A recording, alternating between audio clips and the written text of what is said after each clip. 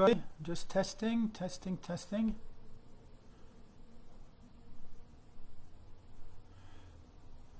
Trying to make sure we're all set. Okay, we are live. Now what about the video? Can somebody make a comment? Let me know if you can hear my audio. Can you hear me?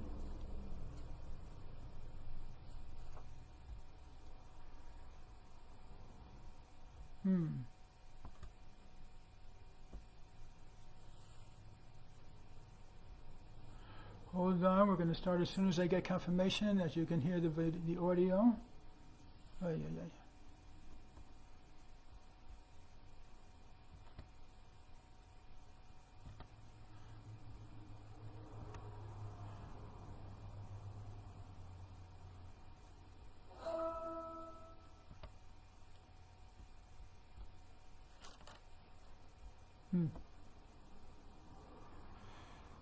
Can you hear my voice? Okay. That means yes, you can hear my voice. I see Natan and Lynn saying you're on. Yes. So I guess that means that we are ready to roll. Okay. Just need one more person to confirm that you can hear my audio. Just comment yes. Loud and clear. Thank you very much.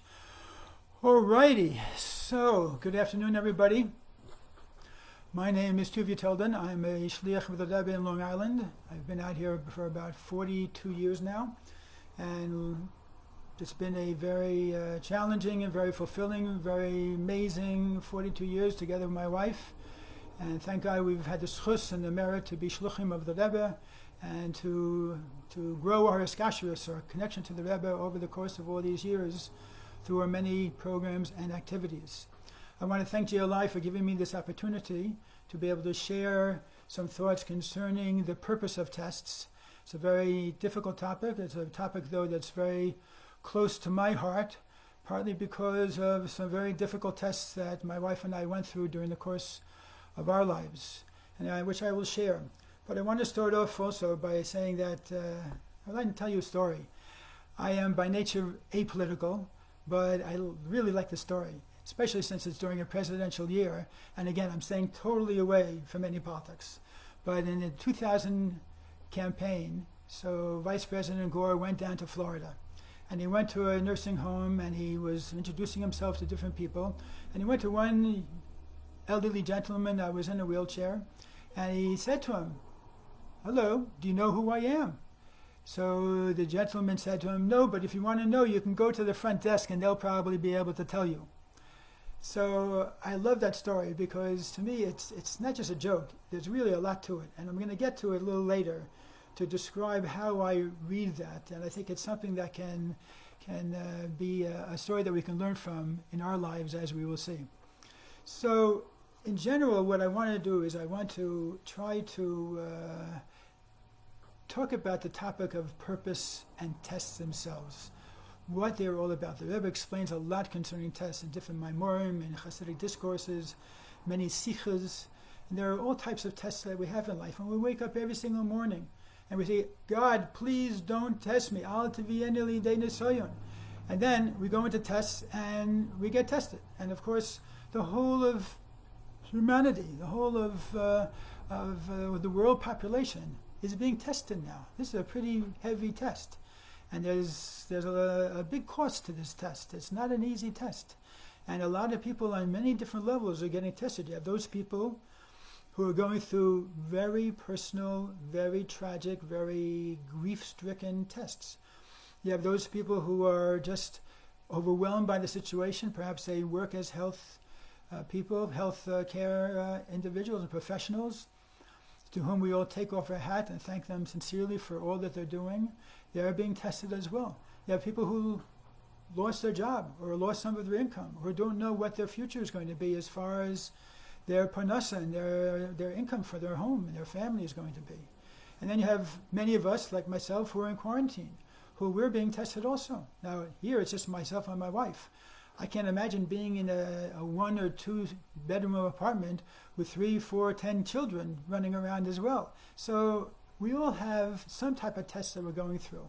So each person on their own level, I think, needs tools to be able to better understand or better map out how am I going to go through this test and come out with my head on top. And not just my head on top, my whole body on top. And I want to come out energized. I want to come out not drained. I want to come out with a feeling that I really went through an experience there that was very, very meaningful. I heard Governor Cuomo say once, recently in one of his press conferences just 2 weeks ago, he said, if we come out of this experience the same people we were beforehand, then it was a waste. What we're doing now and what we're trying to accomplish and what we're all experiencing is something that every single one of us should grow from, whether it be in terms of how we relate to our spouses, how we relate to our children, to our parents, how we deal with our income, how we appreciate things in the world around us that we never stop to appreciate, how we realize what a core family is all about and that everything else really are the extras that we should be so happy that we're able to indulge in. So there's many ways to approach this test, and that is something we're going to talk about.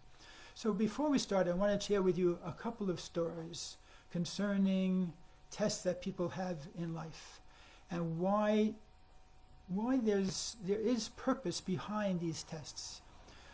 First story is about a person who came out to speak for us. She was in a wheelchair, and she was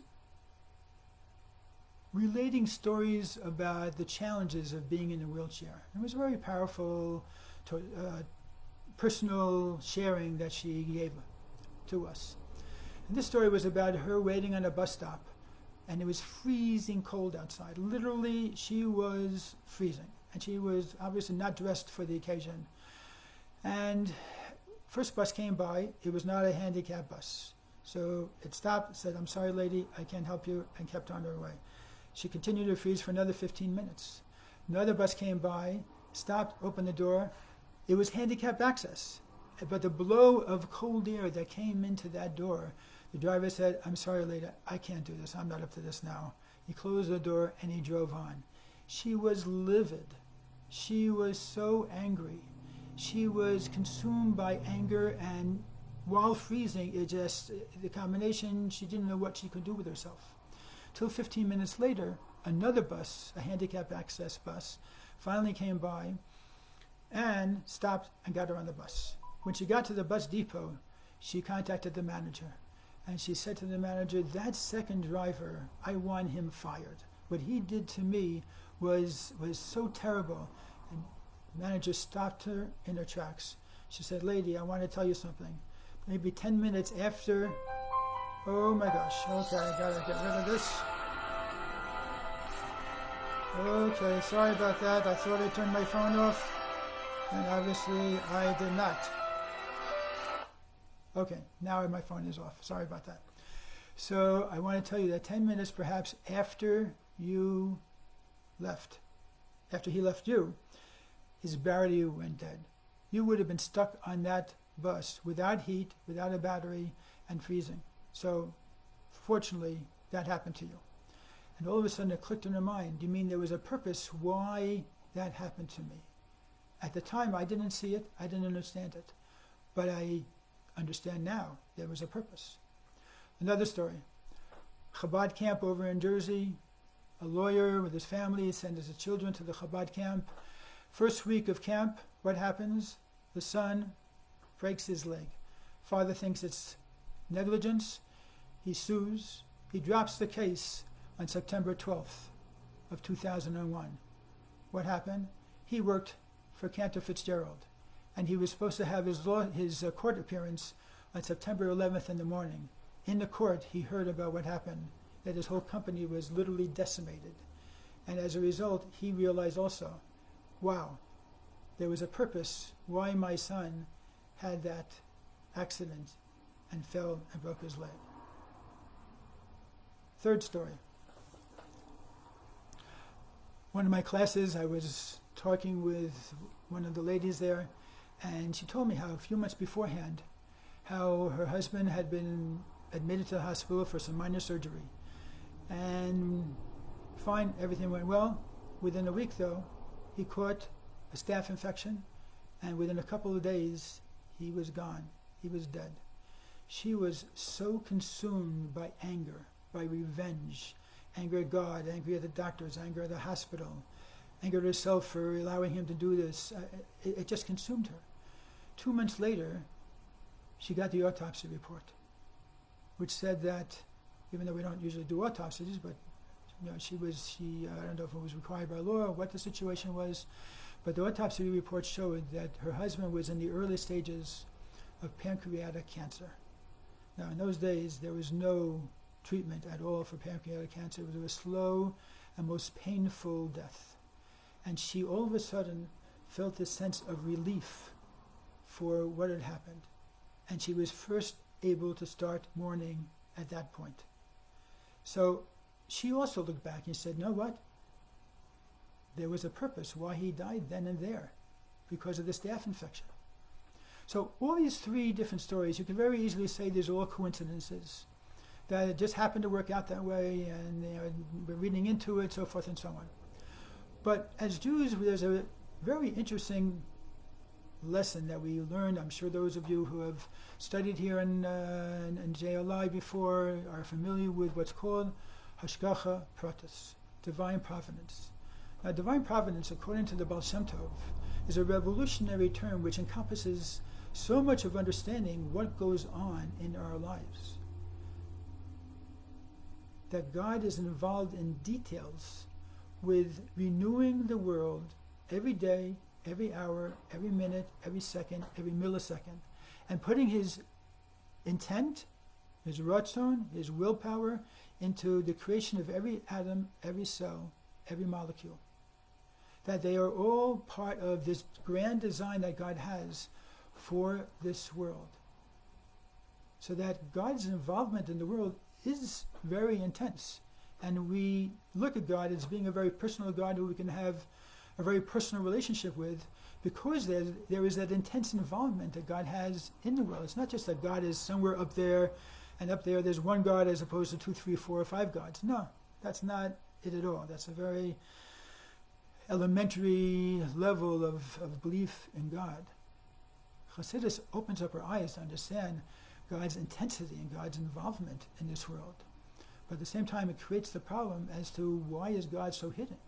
Why is purpose so difficult to find out? Why are human beings the only ones that don't know what their purpose is? Everything else in the creation knows what its purpose is. God's intensely involved, doing all this, but keeps this secret as far as what our purpose is. That's concept number 1, Hashgacha Pratis, divine providence. Now let's go to number 2. Number 2 is what we call Tikkun Olam. And that's a term which means elevating the world, fixing the world, perfecting the world. But the basic idea is that it's considered by all branches of Judaism to be really the root of what reason God created the world for. That a perfect God created an imperfect world with imperfect human beings for us to be able to become his partners in the process of perfecting this imperfect world and making a garden out of this world. In other words, that we ourselves should be able to be, of our own volition, of our own free choice, be able to choose to make and transform this imperfect world into a garden for God, to be able to reveal himself, which of course we believe will happen in the Messianic era, that all flesh will be able to see that it is the mouth of God that is uttering every single creation into being. So now what we're going to do is we're going to take these two ideas and we're going to marry them. We're going to merge them. What we're going to do is we're going to see how really in God's creative process, from millisecond to millisecond, God is creating all the imperfections in the world for each individual, for the world at large, and every single person, in a way that they will have the tools they need, the challenges they need, in order to be able to fulfill their specific purpose in life. Now, we all know we have a general purpose in life, the way it's defined by Torah. We have Torah and mitzvahs. We have tremendous challenge. We have beautiful tradition to be able to inspire us, to be able to work together with all of humanity to elevate this world. But what's unique about your world, your life, your challenges? How do you know that they are yours? The way we know is because God has created them for you right now, at this second, in order to be able to give you the tools and the challenges you need to be able to accomplish what you need to accomplish.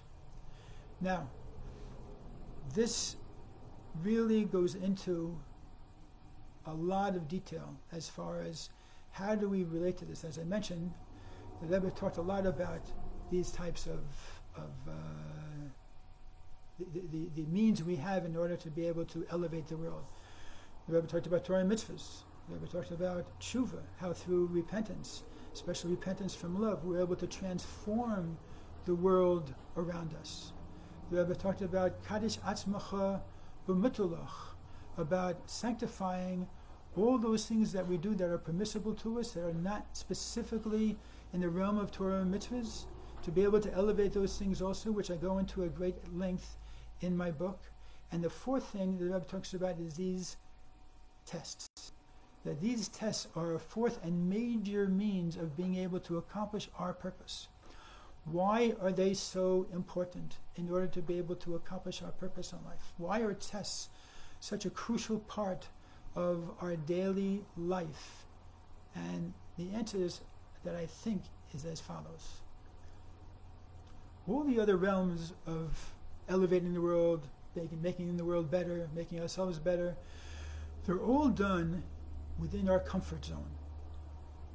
They're all done in a way that we feel within our limitations, this is what I can do, and we can make ourselves feel good that we really are going the extra yard, we're going the extra mile, we're doing for somebody, we're going out of our way for somebody.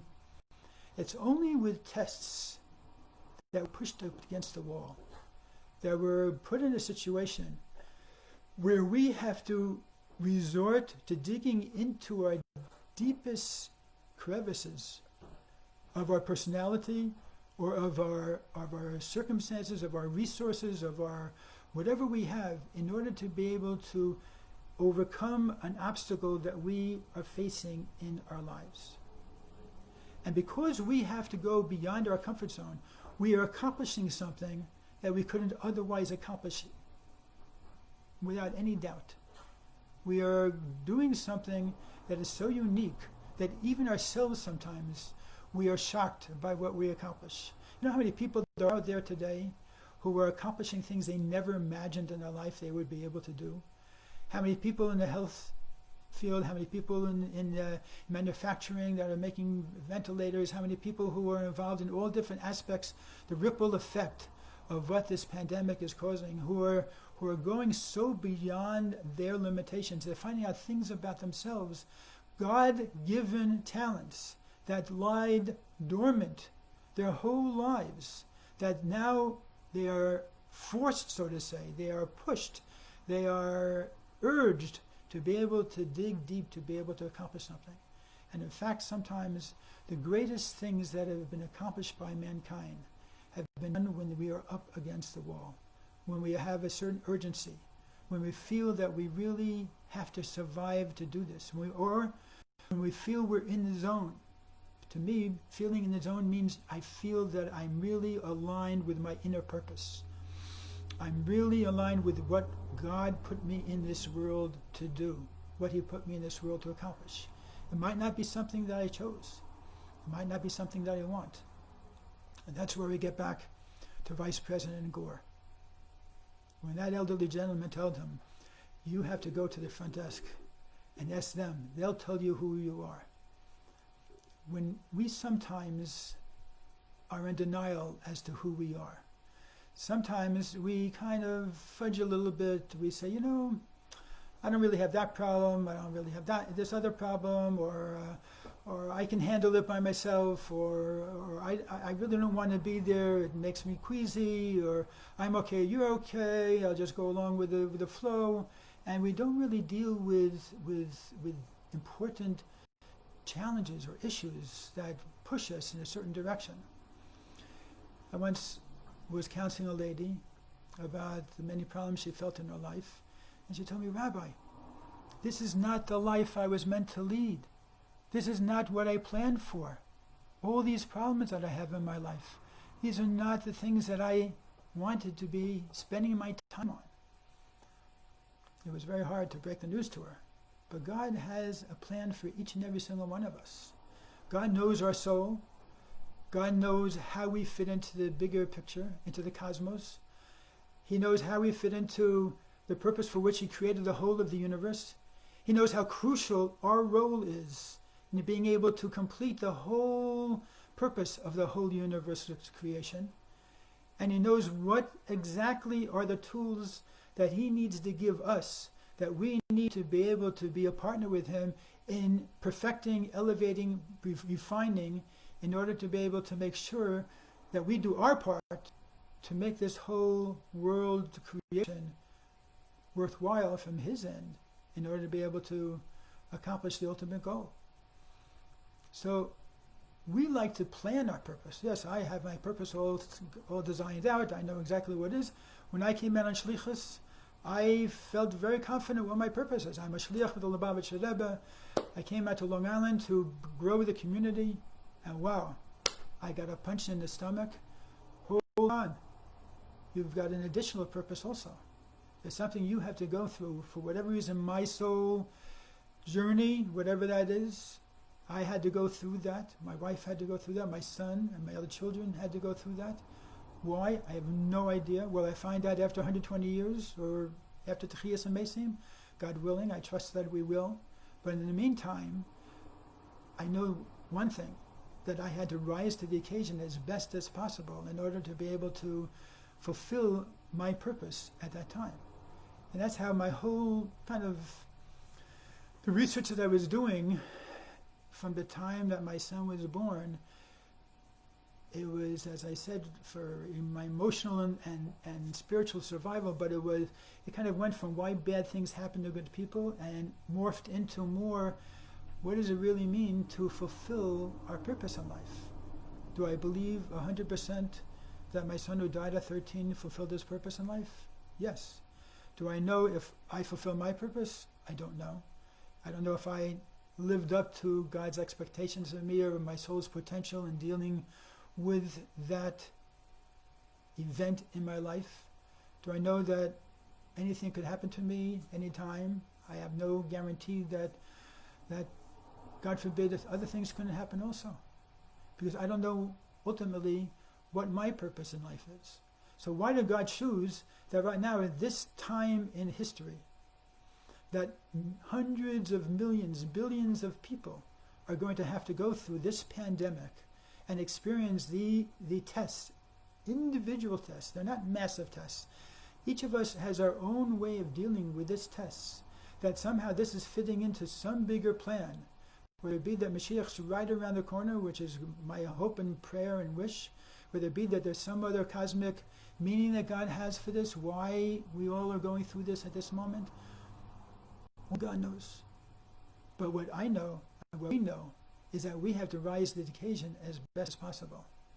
So I want to close up by sharing with you a story that happened with the Rebbe, and